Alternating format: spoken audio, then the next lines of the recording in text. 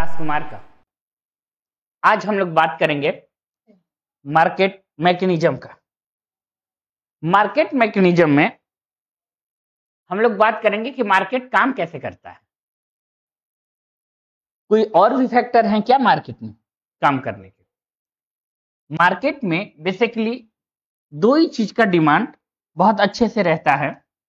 वो किसका किसका है? Demand and supply. Demand he demand रहता है, यानी डिमांड और सप्लाई। बहुत फेमस एक स्टोरी है कि लोग कहते थे, बहुत अच्छे इकोनॉमिस्ट केन्स हुए, कि उनके तोता को भी क्या होता था? इकोनॉमिक्स आता था। तो जब भी कोई व्यापारी उनसे कुछ पूछने जाता था, कुछ भी पूछता था, तो कहते थे जाओ मेरे तोते से पूछ लो। और उनके तोते का यही स्टेटमेंट होता था, डिमांड सप्लाई ठीक करो, डिमांड सप्लाई ठीक करो। सारा उसका प्रॉब्लम सुनता था और यही स्टेटमेंट रिपीट कर देता था, डिमांड सप्लाई ठीक करो। और व्यापारी खुश होकर चला जाता था, कहता था हाँ तोते ने हमें पूरा सलूशन बता दिया। बड़ा फेमस ये कहानी कहा जाता है कि ऐसा कहा जाता है। तो मार्केट सिर्फ डिमांड सप्लाई पे ही बात करते हैं, डिमांड सप्लाई में ही सब कुछ है। डिमांड सप्लाई में सब कुछ है, मगर इस पे बहुत मैक्सिमम फैक्टर काम करते हैं और हर एक जगह डायनेमिक हमें रूल बनाना पड़ता है। हर एक जगह डायनेमिक रूल बनाना पड़ता है। अभी मार्केट में ही बात करेंगे हम आपसे। तो मार्केट में बात करेंगे पहले मैक्रो की, फिर बात करेंगे हम माइक्रो की। मैक्रो क्या होता है? स्टेट लेवल का जो मार्केट है, या फिर आप बोलिए नेशनल लेवल का जो मार्केट है, नेशनल लेवल का जो मार्केट है उस पे काम होता है।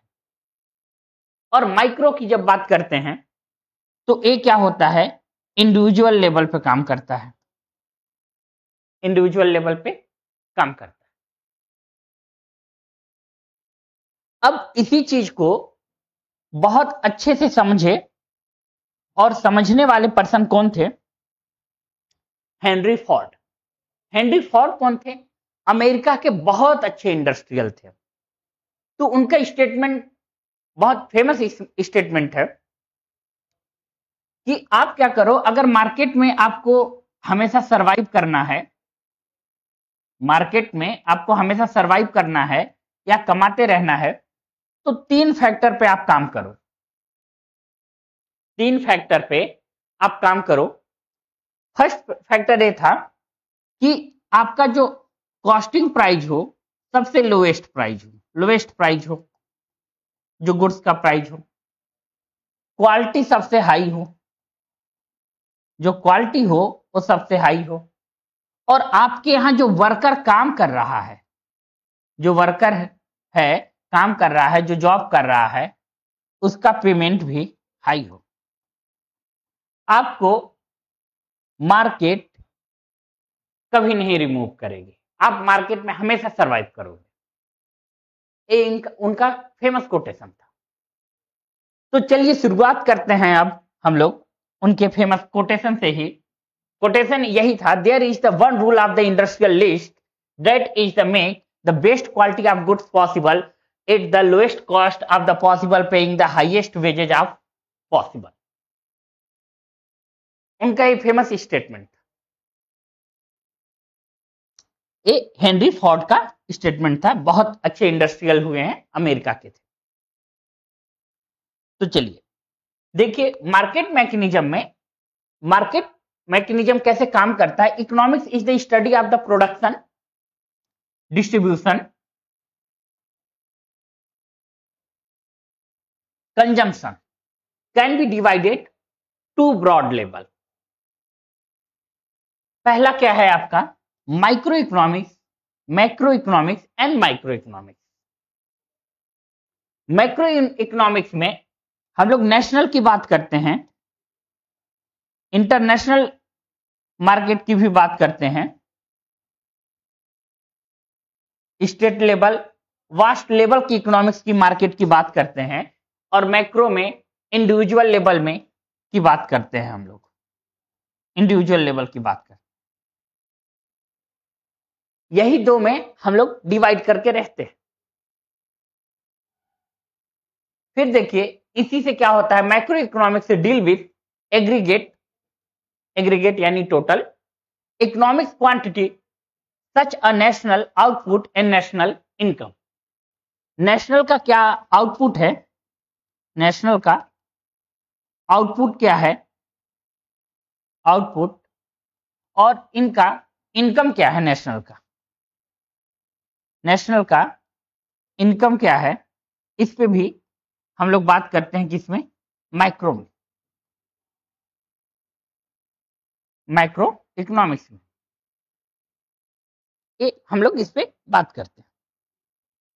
आगे देखिए, फिर हम लोग जब माइक्रो की बात करते हैं, माइक्रो इकोनॉमिक्स की, तो basically deal with the individual यानी बायर और सेलर का जो ट्रांजैक्शन है, बायर और सेलर का जो ट्रांजैक्शन है उसी पे बात करते हैं, इंडिविजुअल लेवल पे बात करते हैं माइक्रो का।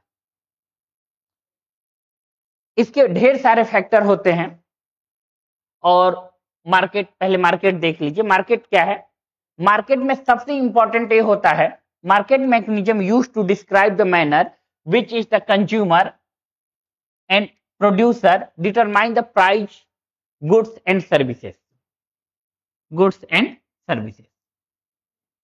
मार्केट में जितने भी प्रोडक्शन होते हैं, पहला कंज्यूमर यही काम करता है कि ये देखिए हमारे लिए जो प्रोडक्ट है वो सस्ता है कि नहीं। सस्ता वर्ड से अच्छा है एक वर्ड यूज करिए, किफायती। किफायती कहने का मतलब सीधा सीधा ये होता है कि सस्ता हो और अच्छा हो। मार्केट में हमेशा कस्टमर यही ढूंढता है, सस्ता और अच्छा। तो यही बात price goods and services that are produce market. Luxurious goods की बात करेंगे तो सस्ता और अच्छा वाली बात उसको हम अलग से कवर करेंगे, लग्जेरियस गुड्स की बात, कि शो ऑफ करने के लिए हम लोग महंगा चलते हैं। तो एक बार हिंदी में भी रीड कर देते हैं। बाजार तंत्र का उपयोग उस तरीके का वर्णन करने के लिए किया जाता है जिसमें उपभोक्ता और निर्माता उत्पादित वस्तुओं और सेवाओं की कीमत निर्धारित करते हैं। ओके, आइए नेक्स्ट बात करें। नेक्स्ट देखिए मार्केट फैक्टर। मार्केट फैक्टर की जब बात करते हैं तो देखिए मार्केट में हमेशा डिमांड जो रहेगी और सप्लाई जो रहेगा वो एवरी टाइम फ्लक्चुएट होता रहेगा। एक कांस्टेंट में डिमांड सप्लाई नहीं चलती है, एक कांस्टेंट में डिमांड सप्लाई नहीं चलती, ये हमेशा क्या होता है, फ्लक्चुएट होता ही रहता है। ये मार्केट फैक्टर है।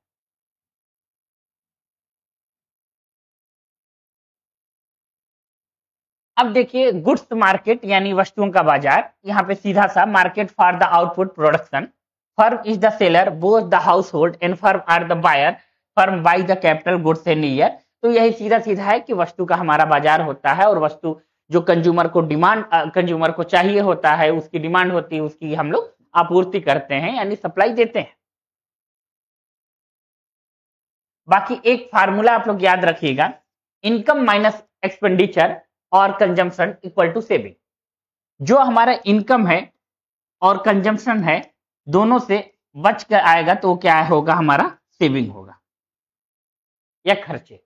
कंजम्पशन यानी खर्चे, तो ये सेविंग होता है। और यही अर्निंग इंटरेस्ट और डिविडेंड की बात हम बाद में करेंगे कि अर्निंग इंटरेस्ट कैसे होता है और डिविडेंड कैसे होता है और कैपिटल फॉर्मेशन कैसे काम करता है, इसकी बात विस्तार से करेंगे।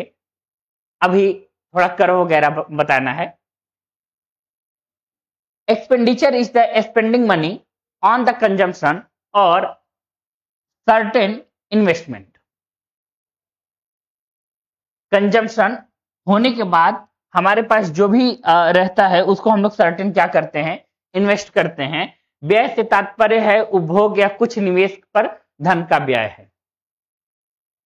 थोड़ा सा एक्सप्लेनेशन दे ही देते हैं, एक्चुअली समझा देते हैं आप लोगों को। देखिए, जब हम लोग बात कर रहे थे कि हमारा इनकम है और एक्सपेंडिचर है और इक्वल टू क्या होता है, हम लोग की सेविंग होती है, राइट। हम लोगों का सेविंग होता है, यही होता है।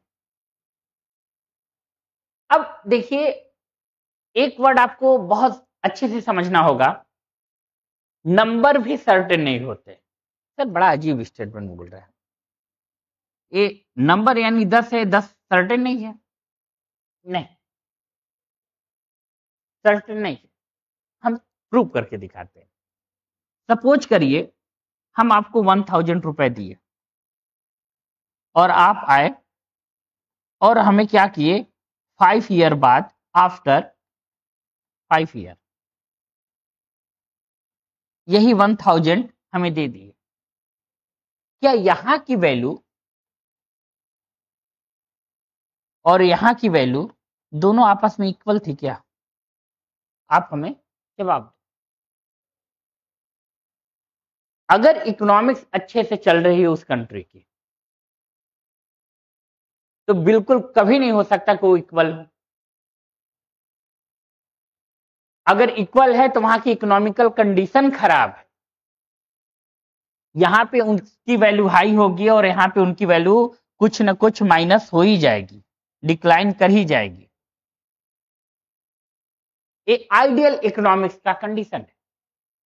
अगर ऐसा नहीं हो रहा है तो बहुत समस्या है। फिर वहां पे क्राइसिस आया है या फिर पॉलिटिकल अनस्टेबल रहा है उस कंट्री में, ऐसी दिक्कत आएगी।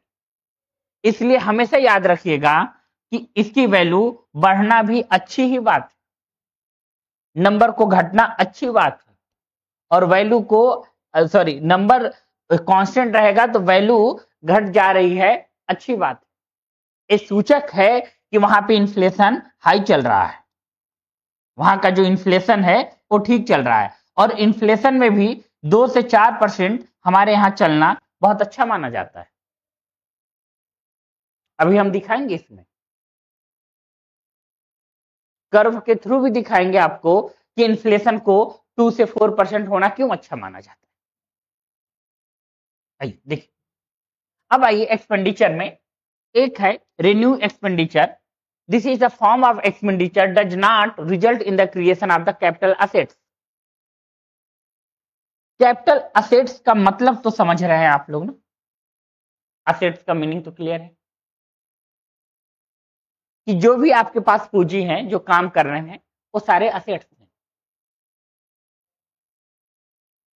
और यहाँ पे जो ट्रांजिक्शन से वैल्यू जनरेट हो रहा है, ट्रांजिक्शन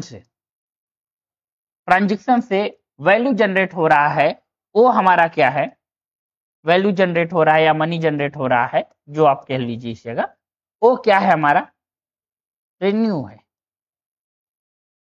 राजस्व है। आइए देखिए, बात करते हैं expenditure. Capital expenditure fund used for the individual as investment by the any organization to acquire the upgrade and maintain the physical assets. वो क्या करता है, इंडिविजुअल और इन्वेस्टमेंट करके मेंटेन करता है फिजिकल असेट्स को। फिजिकल असेट्स को क्या किया जाता है, मेंटेन किया जाता है। एक्सपेंडिचर ऑपरेटिंग कॉस्ट, इसके बारे में थोड़ा सा समझ लीजिए कि a daily business like a rent inventory cost होता है। हम इस देखिए, अब इसका एक और आपको थ्योरी बता दें, पहले समझ लीजिए। इकोनॉमिक्स की एक बात कभी ना भूलिएगा, आप एक लिमिटेशन के बाद अपना खर्चे कम नहीं कर सकते। खर्चे कह लीजिए या कंजम्पशन कह लीजिए, जो भी आपको कहने का मन हो, एक्सपेंडिचर और कंजम्पशन लो नहीं कर सकते, लो कर ही नहीं सकते। अगर ऐसा आप कर रहे हैं तो अल्टीमेटली उससे ज्यादा खर्चे हो जाएंगे आप। जैसे एग्जांपल देकर हम आपको बताते हैं, आप कहोगे देखिए अच्छी खाना खाने के लिए क्या हुआ, हमें 100 रुपए खर्च हो जाते हैं, हम ऐसा करेंगे कि एक दिन बाद खाना खाएंगे। तो इससे ऐसा भी हो सकता है कि आप बीमार पड़ जाओ, आप बीमार पड़ जाओ। और जब आप बीमार पड़ जाएंगे तो समस्या ये आएगी कि यहाँ तो आप 100 रुपए बचा रहे थे, आपका टाइम भी गया और साथ में मल्टीपल 10 टाइम्स रुपए भी चले जाएंगे। तो हमेशा इकोनॉमिक्स में याद रखिएगा कि एक लिमिटेशन के बाद आप अपने खर्चे कम नहीं कर सकते, आप उसे ग्रोथ करोगे ही करोगे, इफेक्ट बात। तो इसका यही उपाय है कि आप इनकम को तो कम मत करो, सॉरी खर्चे तो एक लिमिटेशन के बाद मत करो, मगर इनकम के जो सोर्सेस हैं उसे आप बढ़ा दो। सोर्सेस जो हैं उसे आप क्या करो, बढ़ा दो, अलग अलग सोर्सेस से इनकम आए, क्योंकि इनकम के सोर्स बढ़ाने के लिए आपको स्किल की जरूरत पड़ेगी। ये बातें याद रखिएगा। तो थोड़ा आइए हम लोग बात करते हैं expensive incur the daily business like a rent, inventory cost etcetera. दैनिक व्यवसाय में होने वाले व्यय जैसे किराया, इन्वेंट्री आदि की लागत है और ऑपरेशन ऑफ कॉस्ट है। ओके, चलिए तो आज हम लोग यहीं तक रखते हैं। हमारे साथ जुड़े रहने के लिए हम फिर नेक्स्ट पार्ट लेकर आएंगे और आपको बहुत अच्छे से फिर आगे की भी बात करेंगे, कर वगैरह की बात करेंगे। Thank you very much.